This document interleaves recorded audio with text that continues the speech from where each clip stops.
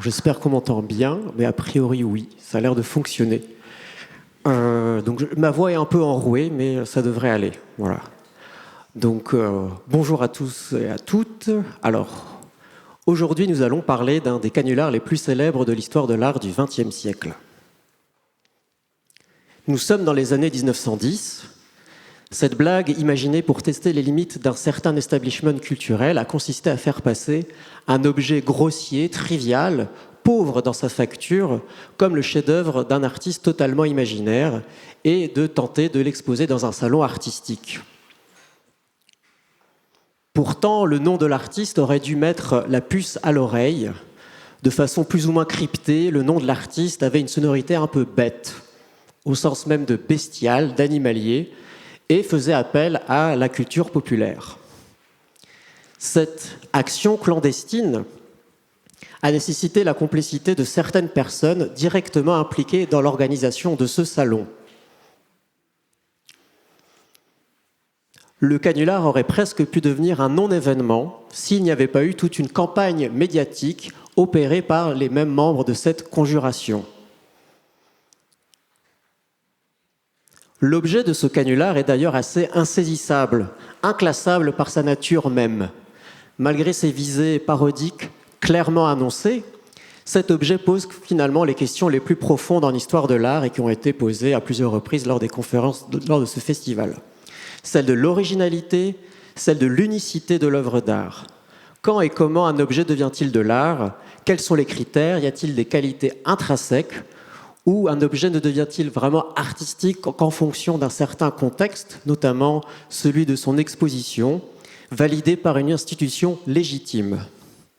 Du fait de ce caractère difficilement appréhendable et en raison du flou artistique qui entoure l'objet, un flou délibérément entretenu d'ailleurs par les complices, les organisateurs, organisatrices du canular, certaines personnes ont d'ailleurs pu émettre des doutes sur son caractère authentique. Analyser cette œuvre suppose donc une étude très fine et factuelle des éléments à notre disposition. Le médium photographique joue ici un très grand rôle. L'objet du canular a acquis une aura quasi légendaire et de nombreuses légendes ont été racontées. Il y a une reconstruction a posteriori de l'événement et beaucoup de choses ont été racontées après coup, a posteriori. Une légende s'est créée sur la légende officielle. Et toujours est-il, malgré cet aspect légendaire, ce nom préfigure les principales tendances de l'art contemporain le plus actuel. Il a notamment suscité la création de nombreux hommages, de nombreuses parodies et de nombreuses réappropriations. Vous l'aurez compris, et en plus c'est écrit sur le programme, je parle bien sûr de La Toile et le Soleil s'endormit sur l'Adriatique de Joachim Raphaël Boronali, le pseudonyme plus sérieux de Charlot, plus connu sous le nom de Lolo, l'âne du cabaret de Montmartre, le lapin agile. Ce canular artistique a été inventé par l'écrivain et journaliste Roland Dorgelès pour le compte du journal satirique Fantasio. Et ce canular agita dans ses marges le Salon des Indépendants de 1910. Comme je l'ai si subtilement suggéré, l'affaire Boronali partage des traits communs avec l'affaire de la Fontaine de Richard Mutt, imaginée par Marcel Duchamp et ses complices en 1917. Il y a cependant quelques grandes différences. L'œuvre de Lolo, elle, a bien été exposée au Salon des Indépendants et elle existe toujours, tandis que celle de Mutt, celle de Duchamp et compagnie, a été refusée par le comité d'organisation du Salon des Indépendants de New York en 1917 et elle a disparu. Plus sérieusement, les personnalités, les objectifs de Duchamp et de Dorgelès ne sont pas tout à fait les mêmes. Mais une certaine culture commune de la blague les rattache.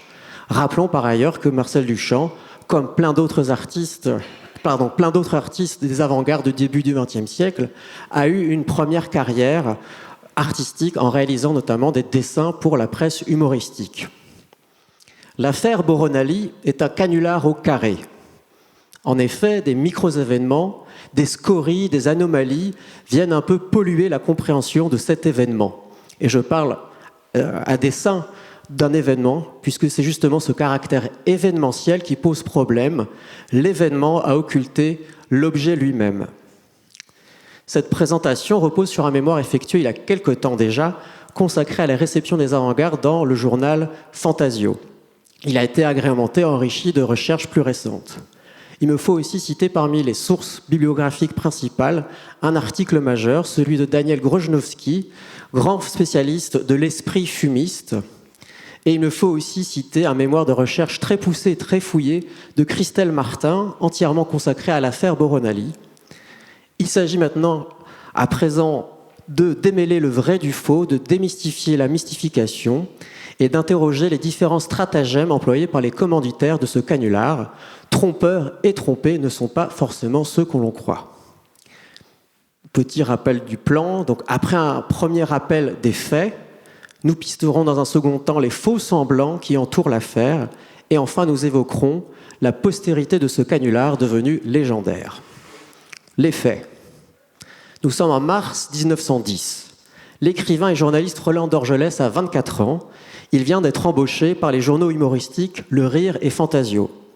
Par ailleurs, depuis 1908, 2 ans auparavant, il est aussi journaliste à Paris Journal, où il a notamment pour voisin de bureau Guillaume Apollinaire, le grand critique d'art, journaliste et surtout poète. Dans son recueil de souvenirs montmartrois, Roland Dorgelès, donc ce souvenir s'appelle Les Bouquets de Bohème, Roland Dorgelès écrit en 1947, donc bien des années après l'événement, que, mis en rage par les œuvres des cubistes et des futuristes, il cherche à fomenter, je cite, une blague énorme qui mettrait d'un seul coup les rieurs de son côté. Il s'agissait aussi de marquer, bien sûr, un grand coup et montrer patte blanche, en tout cas offrir des gages auprès de son nouvel employeur, le journal humoristique Fantasio. Donc, Dorgelès imagine le scénario suivant, lancer la carrière d'un artiste imaginaire à l'occasion du Salon des Indépendants de 1910. Accusé, je cite, de n'aimer que la peinture de singe par Guillaume Apollinaire, Dorgelès choisit tout naturellement un animal. Ça sera Lolo, la mascotte du Lapin Agile.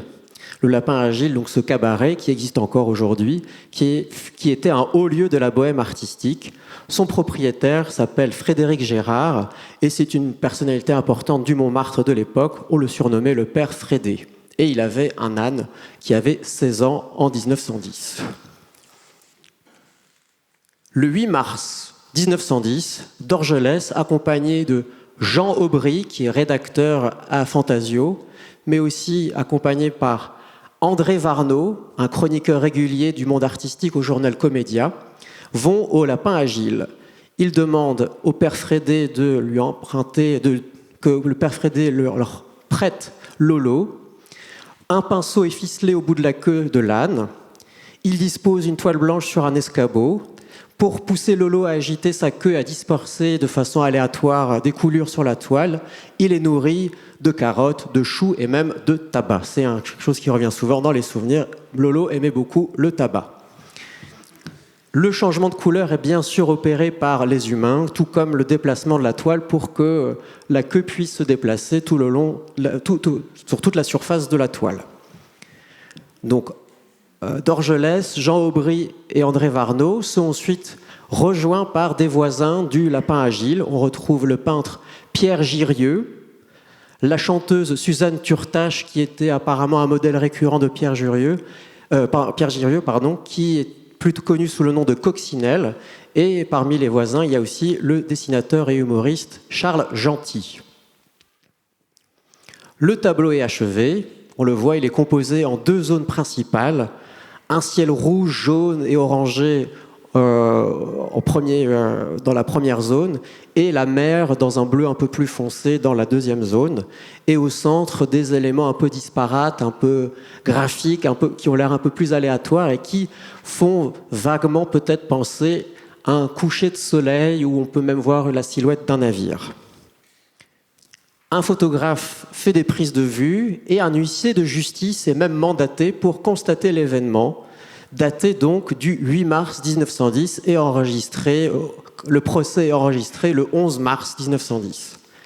Dès le 12 mars, plusieurs journaux publient avec quelques commentaires laconiques un manifeste de l'excessivisme, donc un néologisme, un isme autour de la notion d'excès, donc l'excessivisme, signé par un certain Joachim Raphael Boronali.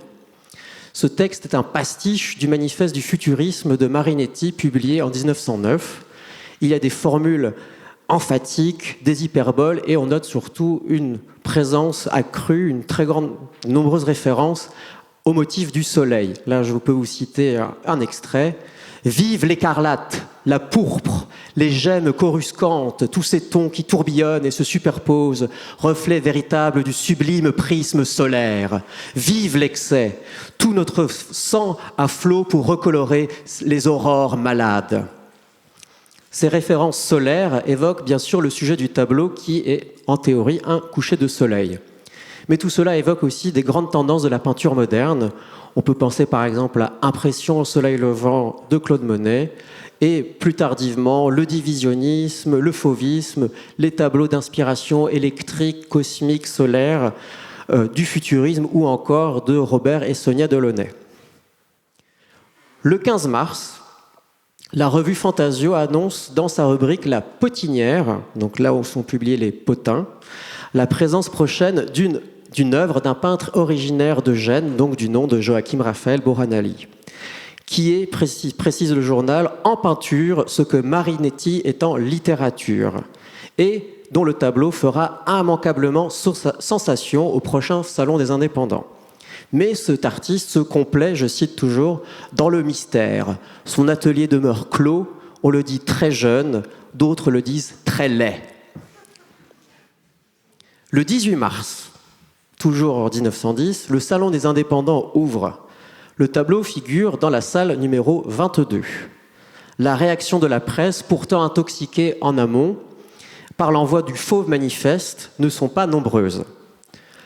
Les 20, 21 et 27 mars, il y a sûrement d'autres occurrences, mais plusieurs journaux évoquent un incident violent. Un négociant en huile, un marchand d'huile, du nom de Monsieur Baudricourt, aurait eu des propos désobligeants devant la toile alors qu'il visitait le salon. Or, il se trouve que Boronali était présent à côté de son œuvre. En entendant ces propos, il aurait provoqué en duel Monsieur Baudricourt. L'épisode est bien sûr fictif. De plus, Baudricourt évoque peut-être le nom d'un baudet ou d'un bourricot. Fin mars, Dorgelès se rend à la rédaction du journal Le Matin et fournit les preuves photographiques et le constat d'huissier. Le journal Le Matin a donc la primeur de la révélation, la supercherie est dévoilée. Par la suite, la presse se gausse et reprend les éléments produits par Le Matin. Puis, c'est au tour du commanditaire principal, Fantasio, vous avez déjà vu des photos précédemment, qui publie le 1er avril, comme par hasard, à la fois, on publie donc les photos, le procès-verbal, un extrait du manifeste de l'excessivisme, ainsi qu'un texte de Roland Dorgelès, qui écrit sous un pseudonyme, qui explique les coulisses du canular et qui explique aussi les raisons de ce canular. Cet acte a été fait, c'est ce qu'on lit notamment dans le constat d'huissier, dans le but de démontrer jusqu'à quel point toute œuvre est admise au Salon des Indépendants, causant ainsi un préjudice réel aux œuvres voisines. Par la même occasion, dans cet article, on explique que Boronali est en fait une anagramme d'Ali Boron. Ali Boron, c'est un surnom fréquent dans la littérature médiévale, mais aussi plus récente, donné aux maîtres, aux professeurs, aux médecins, aux savants, qui en réalité ne savent rien, et par extension aux ânes. Le nom Ali Boron a d'ailleurs été popularisé par la fable de La Fontaine, Les voleurs et l'âne, où l'âne est évoqué sous le surnom de Maître Ali Boron. Mis à part quelques voix discordantes, notamment de la part de la critique professionnelle et des journalistes sérieux, entre guillemets, la presse dans son ensemble salue la bonne blague. Les snobs, les cuistres ont été roulés, l'art moderne c'est bien n'importe quoi, la toile est achetée, la somme est reversée à un orphelinat, une bien belle histoire, fin de l'histoire. Il y a quand même 2 ou 3 choses qui ne sont pas très claires dans cette histoire.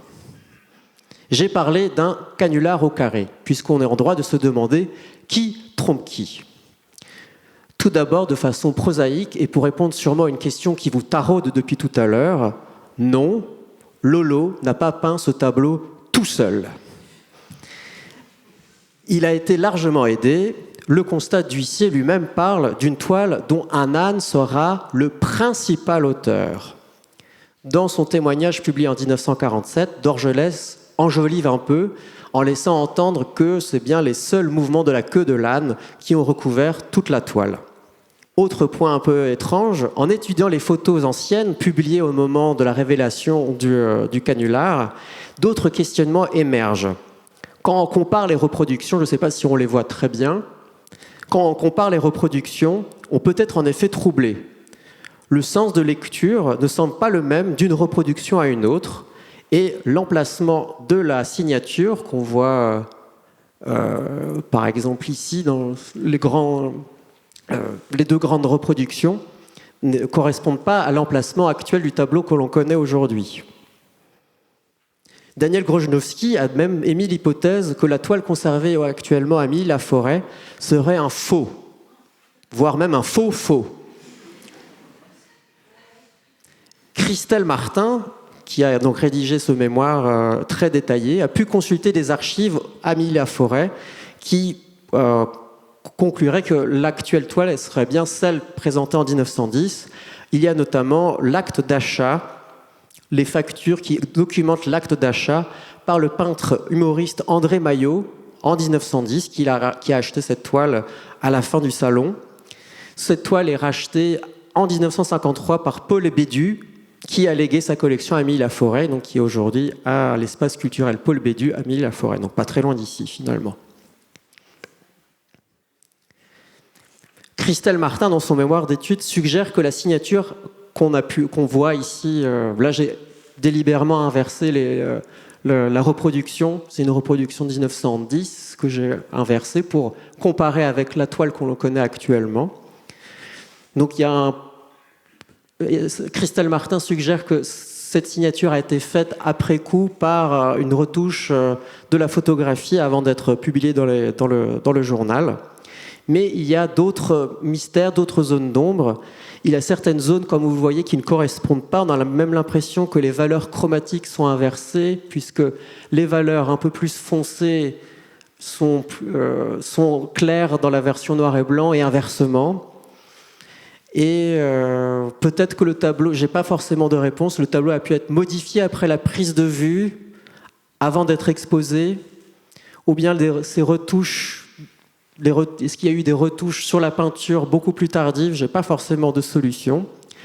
Et ce qui n'aide pas, c'est les descriptions dans la presse qui sont très rares. Il y a une seule exception, il y a un article de presse qui est un peu plus détaillé, qui parle quand même que tout en bas, c'est une vaste couche de bleu foncé, puis là-haut, il parle de la zone jaune et ocre, ce qui correspond au tableau actuel. Mais par exemple, Roland Dorgelès ne nous aide pas puisqu'il nous embrouille. Dans le manifeste de l'excessivisme, il parle d'une mer lointaine trop rouge. Et dans son recueil posteriori, il raconte une anecdote qu'il a peut-être aussi inventée, où il parle je ne sais pas si vous voyez, il y a « Où est la mer ?» demande une dame à son mari, donc, qui visite l'exposition. Dans le bas, forcément, mais c'est tout rouge, et alors, puisqu'on te dit que c'est un futuriste. Donc, il y a des descriptions contradictoires. Le seul fait avéré, c'est que le journal Les Nouvelles parle vraiment d'une zone jaune au-dessus et d'une zone bleue en dessous. Nous avons tout à fait raison d'être troublés, puisque la photo qui a servi de preuve en 1910, publiée dans le journal Fantasio, a été trafiquée. Je ne l'ai remarqué que très récemment, à vrai dire. Les pots de peinture qu'on voit sous la table me perturbaient beaucoup, et en regardant des choses sur Roland Dorgelès dans un catalogue d'exposition de 1978 où est reproduit la photo originale, on voit que la photo a été trafiquée à plus d'un titre. Les participants du canular n'étaient pas masqués, c'est une retouche faite après coup. Et surtout, l'élément le plus troublant, c'est la queue de l'âne qui est le tableau qui n'apparaissait pas dans la photo originale. On peut encore citer un autre cas troublant, cette photographie publiée en 1910 dans Comédia. On voit ici le père Frédé et Lolo. Et on voit que le format de la toile et ce qui est représenté sur la toile ne correspond pas à la toile actuelle, mais c'est un article publié après coup et peut-être qu'il s'agit d'une mise en scène a posteriori. La mystification se loge cependant ailleurs. Malgré le battage médiatique, ce canular a raté finalement sa cible. Rappelons plusieurs points. Le Salon des indépendants, contrairement aux autres salons, n'a ni jury ni récompense. Il est ouvert à toute production artistique. Pour participer, il faut payer une cotisation. Un tableau, une sculpture, une œuvre mauvaise peut tout à fait être exposée. Exposer un tableau donc peint par un âne ne relève pas de l'exploit. Le peintre Louis Girieux, qu'on a vu sur les photos, présent lors de la réalisation de l'ouvrage, faisait partie de la commission de placement du Salon des indépendants. Donc il faisait partie de cette commission qui était chargée de répartir les œuvres dans le salon. Et il a informé des collègues qui l'ont vraiment confirmé, ils ont été catégoriques. La somme a été payée, la toile peut être exposée, rien ne s'y oppose. Et donc la toile a été placée dans la salle 22. Il se trouve que cette salle, elle a été tour à tour désignée dans la presse par la critique comme la salle des horreurs, la galerie des horreurs, la salle sacrifiée ou la section des humoristes. Il y avait dans cette salle les tableaux franchement mauvais ou les tableaux clairement avec une visée parodique. Boronali et son œuvre et le soleil s'endormit sur l'Adriatique ne détonnaient pas parmi son voisinage. Dans cette salle, il y avait par ailleurs une autre œuvre un peu polémique, un peu parodique, signée René Abadi, qui s'adressait d'ailleurs à l'organisation du salon. Il avait réalisé une cible en trompe-l'œil, criblée de balles, où on pouvait voir « Défense à messieurs les sociétaires », donc les sociétaires c'est le comité d'organisation du salon, donc « Défense à messieurs les sociétaires de faire du tir aux heures d'affluence et de tirer sur les toiles qui se trouvent autour de la cible ». La critique spécialisée, qui était la cible du canular de Dorgelès, n'était pas dupe, pour toutes les raisons que je viens d'évoquer. D'ailleurs, Apollinaire, donc le collègue, mais néanmoins concurrent de Dorgelès, dans un article publié le 22 mars, donc bien avant, quelques jours quand même avant les premières révélations du 28 mars, parle de la salle des humoristes et déclare « Le Boronali est une aimable plaisanterie, pas excessive du tout ». De façon générale, on note un certain agacement chez la plupart des défenseurs de l'art moderne, de la critique professionnelle, des amis des artistes, face à cette plaisanterie qui finalement ne prouve rien du tout. Je vais vous raconter à présent une anecdote assez édifiante. Il est assez difficile, de façon générale, de tracer l'historique des expositions de l'œuvre avant 1953, avant son arrivée dans la collection de Milly-Laforêt. On sait qu'après le Salon des indépendants, l'œuvre de Lolo a été montrée au Salon des humoristes en mai 1910, mais des articles dans la presse tchèque, datés de février 1911, nous informent que le tableau a été présenté à Prague en février au Salon Topič. Il s'agissait de se moquer d'une exposition qui avait lieu au même moment, organisée par l'association artistique Manes, qui montrait des œuvres des futurs représentants des avant-gardes tchèques. Parmi eux, vous avez Bohumil Kubišta, futur représentant du cubisme tchèque, qui écrit d'ailleurs en 1911, en février 1911, un article rageur à propos de l'exposition du tableau de Boronali dans un espace d'exposition concurrent. Il énumère les mêmes arguments que je viens de faire. Le canular a raté sa cible, il ne prouve rien. Et il rajoute « Les tartouillages de Boronali sont selon lui beaucoup plus proches des créations des peintres tchèques gentiment impressionnistes Alois Kaldova, qui est un rédacteur d'un journal qui publie d'ailleurs les photos et qui fait un compte-rendu de l'affaire qui a marqué le Salon des indépendants de 1910. Donc il nomme Alois Kaldova et un collègue de ce Kaldova, Josef Ullmann, donc que l'âne est aussi bon qu'un artiste post-impressionniste très mauvais comme Alois Kaldova et Josef Ullmann. Et cela ne prouve rien par rapport à l'authenticité, la sincérité des expérimentations avant-gardistes présentées dans l'exposition concurrente. Ce Joseph Ullmann, donc nommé par Bohumil Kubishta, croise Kubishta dans un café. Celui-ci, vexé par les propos, donc être comparé à un tartouillage d'un âne, Ullmann le frappe avec une laisse de chien. Kubishta réplique en le provoquant en duel. Finalement, l'affaire est réglée au tribunal et donne raison donc à Kubishta. Kubishta, donc, quelques années après, en 1913, s'engage dans l'armée impériale autrichienne où il est envoyé à Pula en tant qu'officier d'artillerie. Pula, donc, c'est en actuelle Croatie, au bord de l'Adriatique, très connu, comme on le sait, pour ses couchers de soleil. Et je crois que le rapprochement n'a jamais été fait, mais il semble de toute évidence que Kubishta fasse référence au coucher de soleil de Boronali. Parlons maintenant de la postérité, qu'on a un peu évoquée ici. Ce canular est-il un pétard mouillé? En tout cas, la légende a été savamment entretenue. De cette histoire, nous gardons que l'aspect héroïque. Encore aujourd'hui, on parle de cet événement et il a connu une grande postérité. Une postérité double. D'un côté, on cultive le mythe d'une bonne blague qui a révélé la supercherie de l'art moderne, la bêtise de l'art moderne. De l'autre, ironiquement, Boronali est célébré comme le précurseur de l'art contemporain.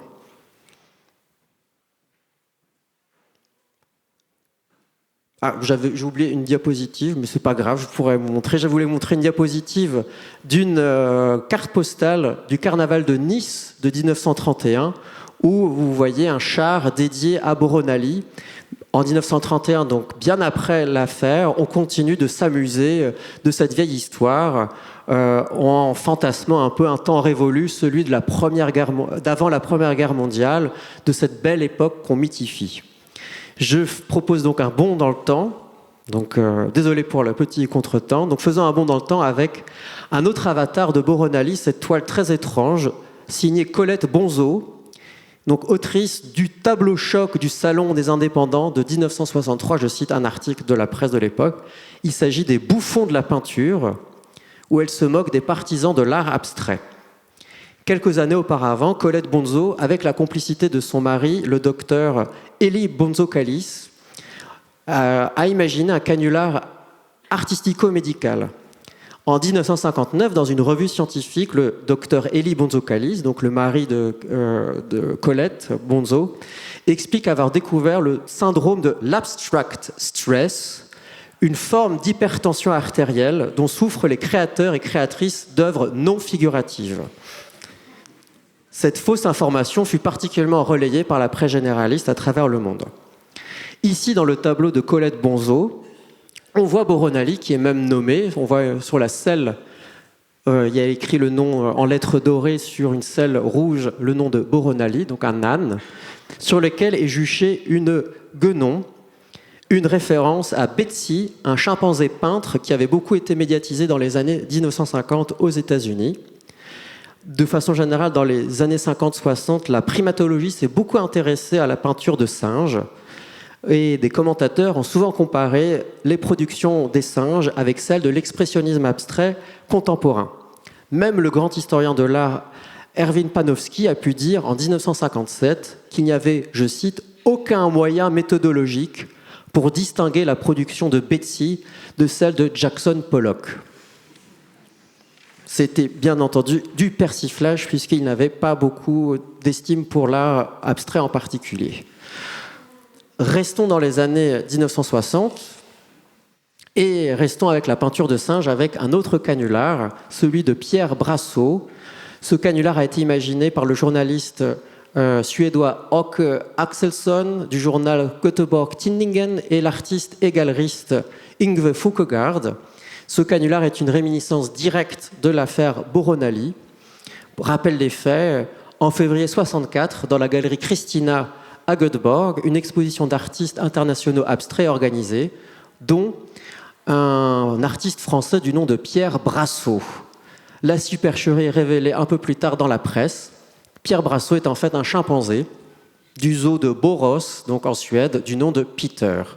Il y avait un indice. Brasso, c'est la contraction de Boras Zoo, le zoo de Boras.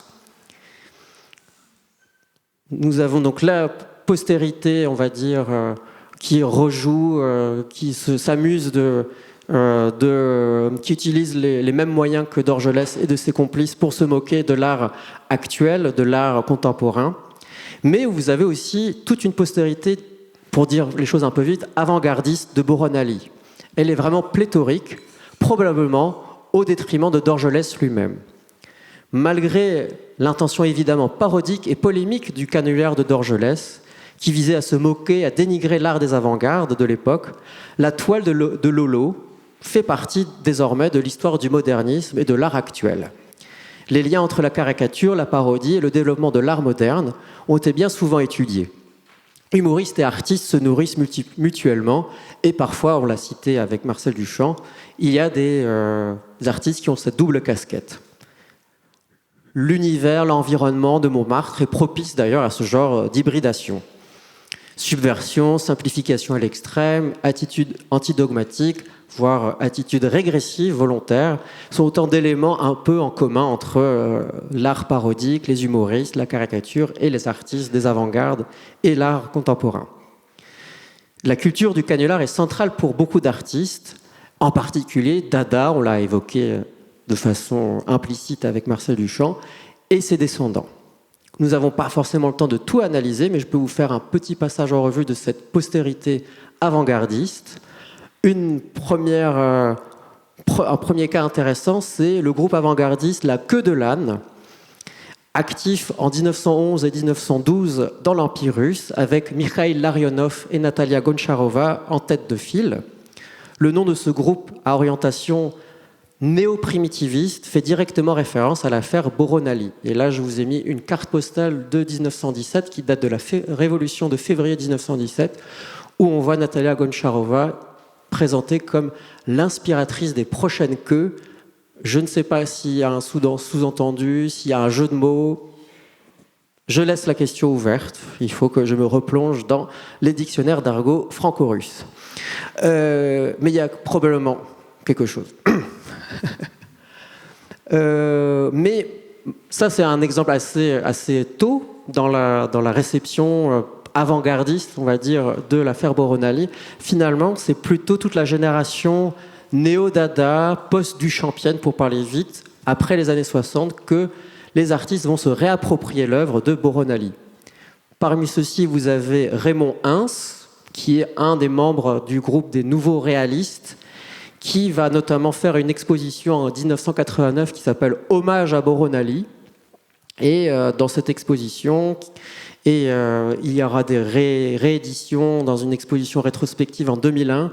Il fait des associations d'idées, comme c'est souvent le cas chez Raymond Ins, avec des jeux de mots visuels, des comparaisons, des juxtapositions, où il associe par exemple Lolo et le shampoing Pétrole Anne, ou encore le critique d'art proche des nouveaux réalistes d'origine autrichienne, Otto Hahn. Donc vous l'avez ici, il y a une photo de Otto Hahn. Vous avez aussi un autre Otto Hahn qui est un chimiste qui a donné son nom à un croiseur. Vous avez donc le shampoing Pétrolane et une comparaison avec une propre œuvre de Raymond Ins qui utilise beaucoup des affiches lacérées. Et vous avez un article de presse qui compare l'œuvre de Boronali aux machines à dessiner de Tinguely, les métamatiques. Là, on le voit, c'est en tout petit, mais en gros, Raymond Ins a fait une sorte de collage en faisant des associations d'idées autour de l'âne. Restons avec Raymond Ins, avec l'exposition hommage Merci Raymond, organisée par Bertrand Lavier en 2016 à la Monnaie de Paris, où là aussi, Bertrand Lavier se réapproprie l'œuvre de Boronali en repeignant par exemple une reproduction du tableau Et le soleil s'endormit sur l'Adriatique, en rehaussant avec des vrais coups de peinture, comme il le fait avec ses panneaux autoroutiers, si vous connaissez l'œuvre de Bertrand Lavier.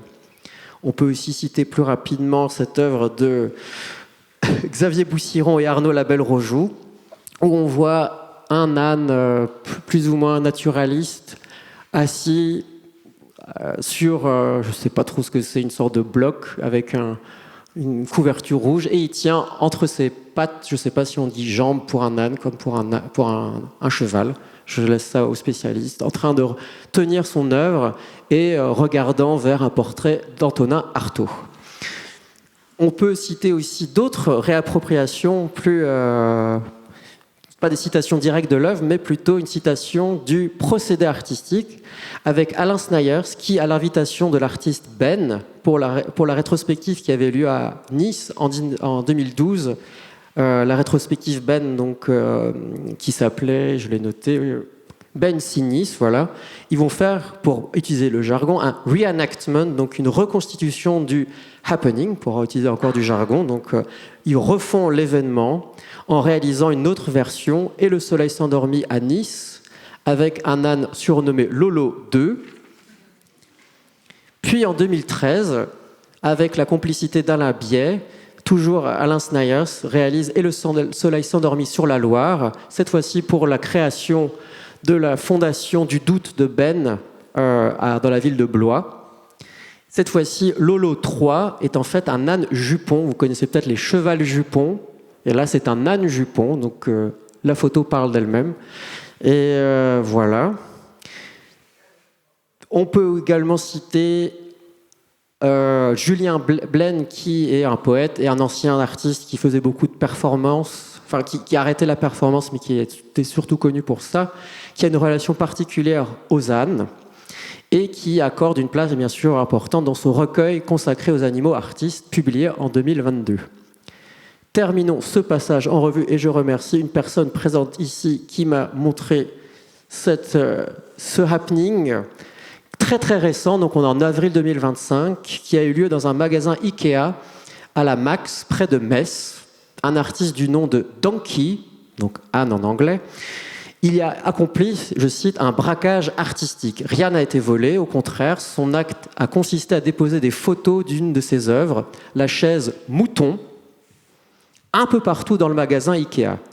Chaque photo était signée et marquée d'un mot issu d'un poème. Cet acte volontairement dérisoire, peu spectaculaire et qui a laissé tout le monde indifférent est raconté avec beaucoup de détails dans un article très détaillé écrit par Donkey lui-même sur le site de la revue Lundi Matin. Faire du foin avec du rien, la logique du canular de Boronali est ici poussée jusqu'au bout. Nous avons ici tenté donc de dépioter chaque couche de faux qui recouvrait l'affaire Boronali. Évoquons une dernière couche. Tout à l'heure, Lucie Colleux va faire une conférence sur l'exposition Le faux dans l'art et l'histoire de 1955 au Grand Palais, où sont présentées notamment des saisies de douane avec des fausses montres, des faux tableaux. Il se trouve que, étrangement, le tableau de Lolo figurait dans cette exposition à côté d'authentiques œuvres de faussaires. Donc la conférence a lieu à 16h, je ne sais plus dans quel lieu, mais si ça vous intéresse. Nous avons commencé avec Duchamp, terminons aussi avec lui. Marcel Duchamp se désignait comme un anartiste, un néologisme composé du A privatif et d'artiste, et qui, bien sûr, fait référence à l'anarchisme. Mais peut-on y voir une référence à son faux frère, son lointain cousin, Lolo, l'âne artiste? C'est avec ce jeu de mots à l'humour glacé et sophistiqué que se termine cette présentation. Merci beaucoup.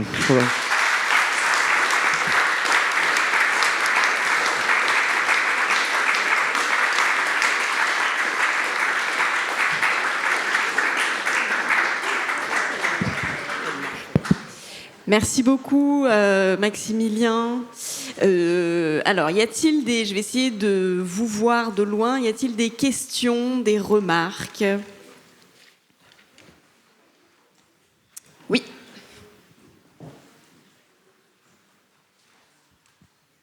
Merci beaucoup pour cette magnifique conférence. Et je me suis toujours demandé, en voyant cette toile, quand même le fond, la superposition du bleu et du jaune qui fait un vrai paysage.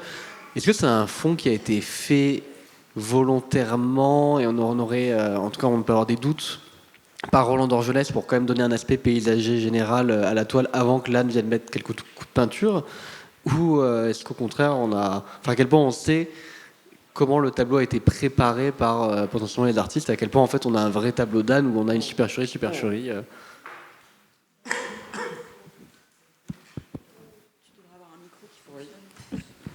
Ah oui, celui-là, il marche, oui.